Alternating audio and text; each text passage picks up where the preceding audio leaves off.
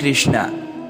इंदिरा एकादशी की व्रत कथा सुनने के लिए आइए चलते हैं महाराज युधिष्ठिर के दरबार में, जहां धर्मराज युधिष्ठिर भगवान श्री कृष्ण से कहते हैं, हे भगवान, अश्विन कृष्ण एकादशी का क्या नाम है, इसकी विधि तथा फल क्या है, सो कृपा करके कहिए।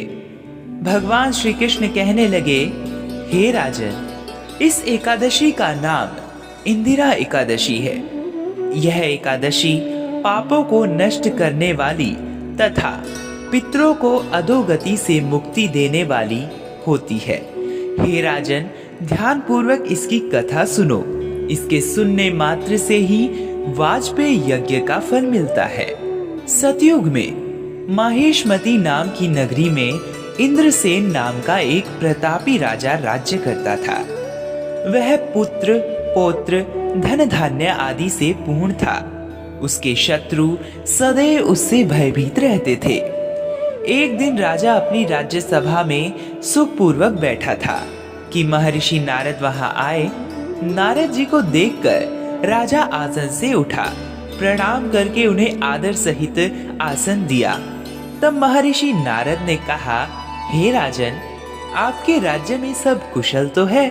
मैं आपकी धर्म परायणता देखकर अत्यंत प्रसन्न हूँ। राजा ने कहा, हे देव ऋषि, आपकी कृपा से मेरे राज्य में सब कुशल पूर्वक है तथा आपकी कृपा से मेरे सभी यज्ञ कर्म आदि सफल हो गए हैं। हे महर्षि, अब आप कृपा कर यह बताएं कि आपका यहाँ आगमन किस प्रयोजन से हुआ है।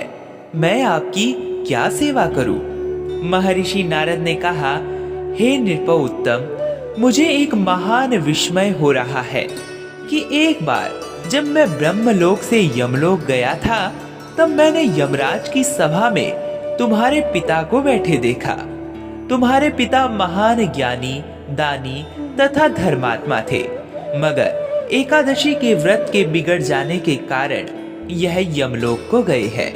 तुम्हारे पिता ने तुम्हारे लिए एक संदेश भेजा है। राजा ने उत्सुकता से पूछा, क्या संदेश है महर्षि? कृपा कर यथाशीघ्र कहे।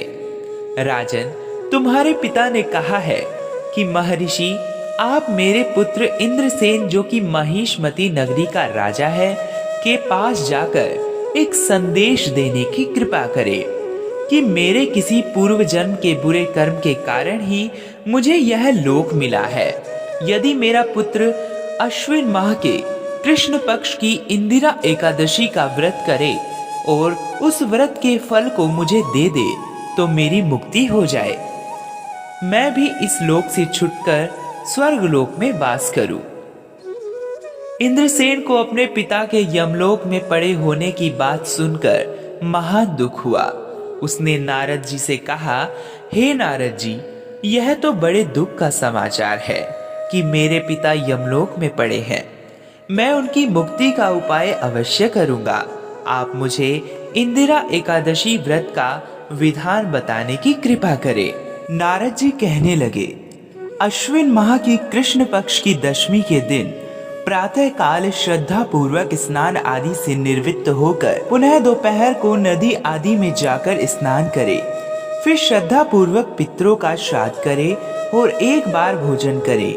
प्रातः काल होने पर एकादशी के दिन स्नान आदि से निवृत्त होकर व्रत के नियम को भक्ति पूर्वक ग्रहण करते हुए प्रतिज्ञा करे कि मैं आज संपूर्ण भोगों को त्याग कर निराहार एकादशी का व्रत करूंगा। हे पुंडरीकाक्ष, मैं आपकी शरण में हूँ, आप मेरी रक्षा कीजिए। इस प्रकार नियम पूर्वक शालिग्राम जी की मूर्ति के आगे विधि पूर्वक श्राद्ध करके योग्य ब्राह्मणों को फलाहार का भोजन कराएं और दक्षिणा दे। पितरों के श्राद्ध से जो बच जाए उसको सूंघ कर गौ को दे तथा धूप, दीप, गंध, पुष्प, नैवेद्य आदि सब सामग्री से ऋषिकेश भगवान का पूजन करे। रात में भगवान के निकट जागरण करे। इसके पश्चात द्वादशी के दिन प्रातः काल होने पर भगवान का पूजन करके ब्राह्मणों को भोजन कराएं। भाई बंधुओं, स्त्री और पुत्र सहित आप भी मौन होकर भोजन करें। नारद जी कहने लगे कि हे राजन, इस विधि से यदि तुम आलस्य रहित होकर इस एकादशी का व्रत करोगे तो तुम्हारे पिता अवश्य ही स्वर्ग लोक को जाएंगे। इतना कहकर नारद जी अंतर ध्यान हो गए। राजा ने इंदिरा एकादशी के आने पर उसका विधान पूर्वक व्रत किया। बंधु बांधवों सहित इस व्रत के करने से आकाश से पुष्पों की वर्षा हुई और राजा के पिता यमलोक से रथ पर चढ़कर स्वर्ग को चले गए। इस एकादशी के प्रभाव से राजा इंद्रसेन भी यह लोक में सुख भोग कर अंत में स्वर्ग लोक को गया। भगवान श्री कृष्ण ने कहा, हे धर्मराज, यह मैंने तुम्हारे सामने इंदिरा एकादशी के महात्म्य का वर्णन किया है। इस कथा के पढ़ने व सुनने मात्र से ही सभी पापों का शमन हो जाता है और अंत में मनुष्य स्वर्ग लोक का अधिकारी बनता है। कथा का सार यह है, मनुष्य जो भी प्रण करे उसे चाहिए कि वह उसको तन मन धन से पूरा करे। किसी भी कार्य का प्रण करके उसे तोड़ना नहीं चाहिए। इस वर्ष इंदिरा एकादशी की तिथि व व्रत विधि डिस्क्रिप्शन बॉक्स में दी गई है। हरे कृष्णा।